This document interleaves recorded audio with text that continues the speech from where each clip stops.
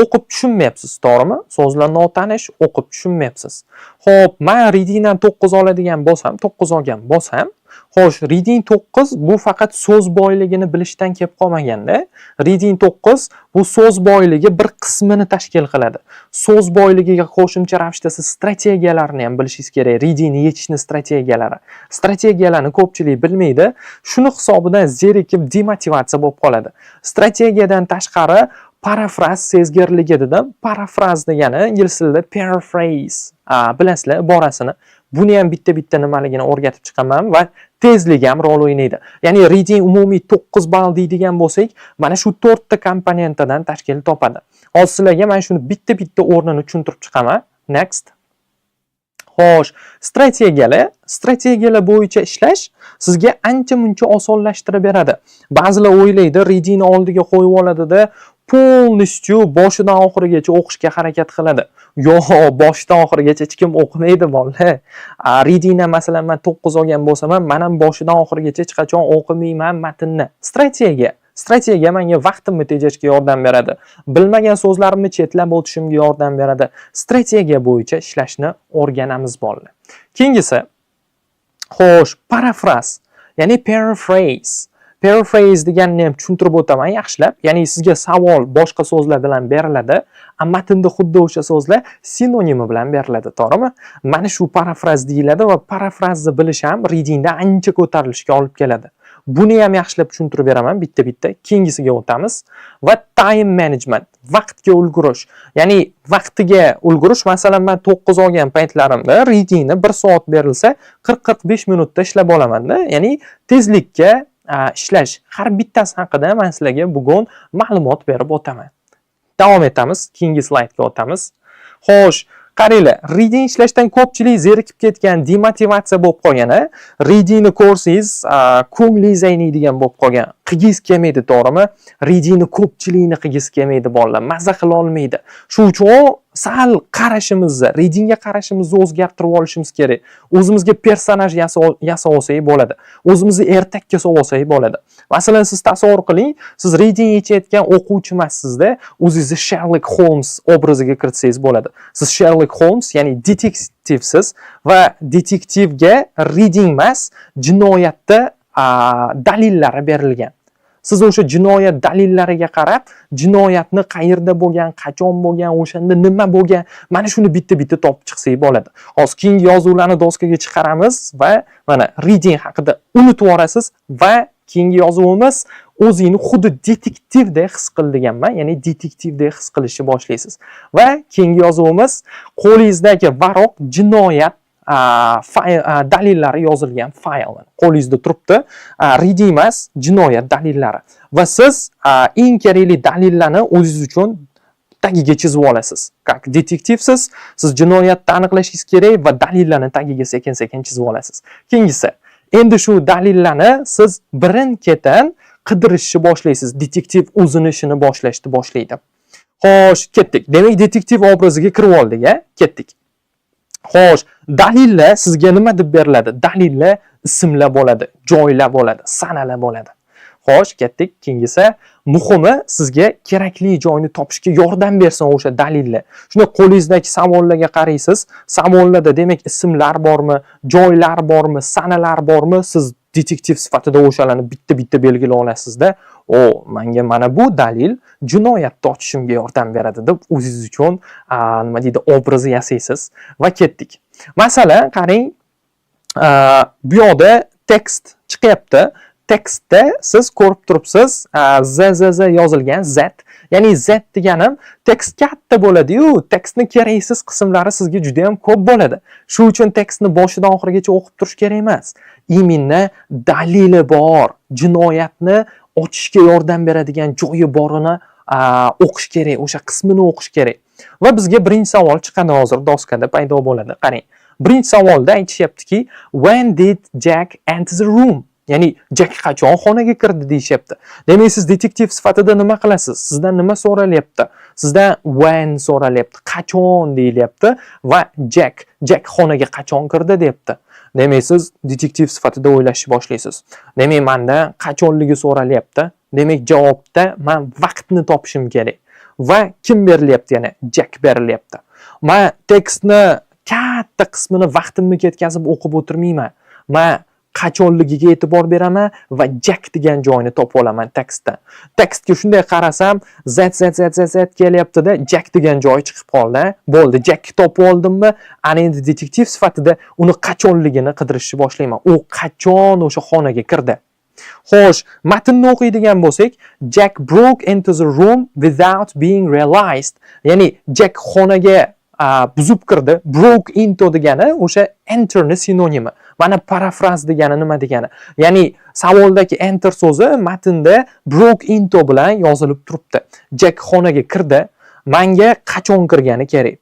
Xo'sh, without being realized degan qismini, допустим, sizning lug'atingiz yo'q, grammatikangiz yaxshi rivojlanmagan va yaxshi tushunmadingiz deylik, va qachon degan narsa miyangizda turibdi, lekin detektiv sifatida at midnight degan joyi chiqyapti-yu. Demak, qachonligini topdikmi? Biz ko'p so'z bilmasak ham strategiya yordamida mana javobni topib oldik.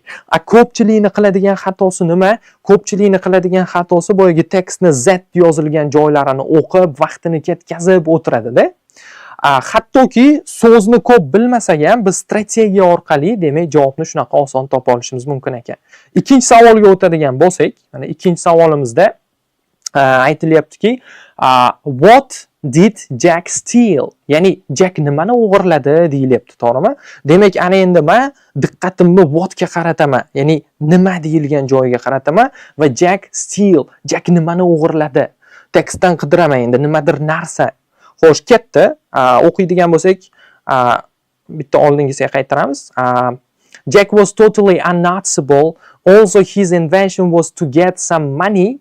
Uni maqsadi biroz pul o'g'irlash, pul olish bo'lsa-da, he was not able to find anything in this room but a pair of shoes which he took home. Ana endi qani sizlarga zadacha. U nimani o'g'irlabdi? Xo'sh, javob. U nimani o'g'irlabdi? Qani topib ko'ringlar-chi. Demak, bu yoqda strategiyani ishlatamiz. Shunchaki begona so'zlarga chalg'imaymiz. Imенно Jack nimani o'g'irlagan bo'lishi mumkin. Nimani nomi mana shu tekstning ichida turibdi. Xo'sh. Javobi nima bo'lishi mumkin bolalar? Davaychi. Qani. Ikkinchi savolimizning javobi nima bo'lishi mumkin? Nimani o'g'irlab ketibdi u? Strategiya yordamida biz tekstni keraksiz qismlariga e'tibor qaratmaymiz va imенно nima degan joyiga qaratyapmiz. Nima? U nimani oldi? Nimani oldi deganda tasavvur qilamiz, qanaqadir u xonaga kirdi, qanaqadir object, ya'ni narsalar turibdi. Stol, stul yoki pult deylik, telefon, kompyuter, koshilyok, mana shunaqa narsalarni miyamizga buyruq beramiz. Va mana bu yerda ko'pchilik yozib yordi, a pair of shoes. To'ppa-to'g'ri. Va bu yerda parafraz ham ishlatilgan, to'g'rimi? Yana bitta sizga savol beraman, mana shu ikkinchi savoldan. Qarang. Savolda steal degan va matnda shuni qanaqa parafraz qilib beryapti? Xo'sh, ya'ni matnda steal yozilmagan, to'g'rimi? O'g'irladi yozilmagan. Lekin nima yozilgan? Qani? Stealni o'rniga nima yozilganini aytinglar-chi. Ko'pchilik mana shu prямо stealni qidiradi, o'g'irladi. Yo'q, u конечно parafraz qilib beradi IELTSda sizga. Salgina fikrlaydigan bo'lsak, osongina topa olamiz u parafrazni ham. Xo'sh. Qani, steal. Ko'pchilik yozyapti. Davaychi. Oho, kommentariyalarni da took home. To'ppa-to'g'ri. Demak, stealga parafraz qilib took home deb ketyapti. Ya'ni uyga olib ketdi, o'g'irlab ketdi bilan sinonim bo'lyapti. Xuddi mana shunaqa strategiyaga e'tibor beramiz bolalar. Tekstni keraksiz joyini chiqazib tashlaymiz va har safar o'zingiz readingga zerikib qolganingizda o'zingizga obraz yasang. Sherlock Holmes obrazini. Men Sherlock Holmesman va hozir jinoyatning hamma dalillarini ochib tashlayman. Dalillarni ochguncha faqat strategiyaga men urg'u qarataman, keraksiz joylariga urg'u qaratmayman. Tekst keraksiz joylari qanaqa joylari bo'ladi? Mana shu Jackni ismi yozilmagan joylari bo'ladi. Chunki menda Jack haqida gap ketyapti, Jack so'rayapti. Demak, siz tekstni keraksiz qismlarini fikringizdan chiqazib tashlang. Faqat o'sha pointni toping, o'sha point bo'yicha savolda nima so'ralgan bo'lsa, savoldagi narsani qidirishingiz kerak bo'ladi, bolalar. Okay, davom etamiz. Xo'sh, yozuvlarni chiqaramiz bitta-bitta. Xo'sh, Sherlik, ishlar qalay dedim. Keyingisi, Sherlik, sen o'zi nechta so'z bilasan dedim. To'g'ri, strategiyani bilsak ham bizga ancha yordam berar ekan, lekin hamma ishimiz strategiyani o'zi bilan bitib qolmas ekan. Boya ko'rsatdim, readingdan 9 olishim bu strategiya, so'z boyligi, tezlik, mana shu narsalarni parafraz hammasini yig'indisi ekan, to'g'rimi? Strategiyani okey, qo'llashni o'rgandik deylik va so'z boyligimiz ham bo'lish kerak-da. Mana sizga savol. Siz taxminan nechta so'z bilasiz? Nechta so'z bilasiz? Sizga savol. Nima deb o'ylaysizlar? Bu yoqda turli xil bilim darajadagi odamlar o'tiribdi. Yozaveringlar uyalmasdan. Nechta bilsangiz o'shanchani yozavering. Xo'sh. Ya'ni reading ishlash uchun ham odamda kamida 1,5 ming 2 mingta vocabulary'si bo'lishi kerak. Xo'sh, o'sha 1,5 mingta 2 mingta vocabulary bilan readingdan 7+ olib ketsa bo'ladi. Eplasa bo'ladi strategiyalarni ishlatib. Lekin siz 1,5 ming 2 mingta so'z bilmasangiz, o'shani ham bilmasangiz, o'sha olib bo'lmaydi-da. So'zni ham ma'lum bir darajada albatta bilish kerak. Xo'sh, okey, 300 ta, 400 ta, 1,5 mingta, 1000ta, 3000ta, 2000ta, 200tacha, 700, 850, 4000ta deganlar bo'pti. 1000ta, 1,5 mingta. Demak, ko'pchiligingizlarda 1000ta, 1,5 mingta so'z boyligi bor ekan. 1000ta, 1,5 mingta bilan qiynalib qolasizlar. 1,5 ming plus bo'lish kerak, ya'ni 1,5 ming 2 ming kamida bo'lish kerak. Va bu lug'at boyligini, eng kerakli lug'at boyligini men sizlarga qaysi manbalardan yig'ib borish kerakligini aytib ketaman, qaranglar. Xo'sh, birinchisi, eng noldan boshlayotganlar essential words 1-2 ni yodlab chiqqan bo'lishi shart. Juda ham ko'p chiqadi readingdan mana shuni so'zlari. Keyingisi B1, B2 destination. B1, B2 destinationdagi so'zlarni ham yodlab chiqasiz.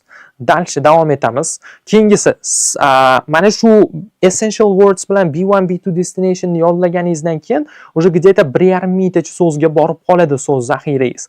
Keyin men o'zim o'quvchilarimga science kitobini maslahat beraman. Ya'ni science kitobini sizlarga ham tashlab beraman darsimiz oxirida. Mana shu science kitobini o'qib, o'zlariga ular lug'at yig'ib borishadi. Ya'ni har bitta maqolada ular 20 ta, 25 ta lug'atda har kuni o'zlari uchun yig'ib, zaxira qilib borishadi. Ya'ni readingda eng ko'p uchraydigan so'zlar chiqadi o'sha maqolalardan. Demak, science ni tugatganingizdan keyin sizda o'sha где-то 2000 ta, 3000 ta so'z boyligi bo'ladi. Ana endi undan keyin yana o'stiraman ustoz deydigan bo'lsanglar, mana sizga hali hech kim aytmagan narsani aytaman. Mana qaranglar. Xo'sh, o'qituvchingiz sizga readingni uyga berib yubordi. Readingni uyga berib yuborgandan keyin siz ko'pincha bunday qaraysiz savolga, savoldagi so'zlarni matndan sinonimini topa olmay o'tirasiz. Ya'ni parafrazni tushunmaysiz-da. Buni natijasida uyda hech narsa qila olmaysiz, readingni yecha olmaysizda yana qaytib kelaverasiz. Javoblarni yolg'ondan aldab yozib qo'ygan bo'lishingiz ham mumkin. Ba'zi o'quvchilarim shunaqa qiladi. Qaranglar. Uyda nima qilish kerak? Uyga berib yuborildimi sizga reading? Biz ChatGPT dan foydalansak bo'ladi. ChatGPT juda ham katta yordam beradi.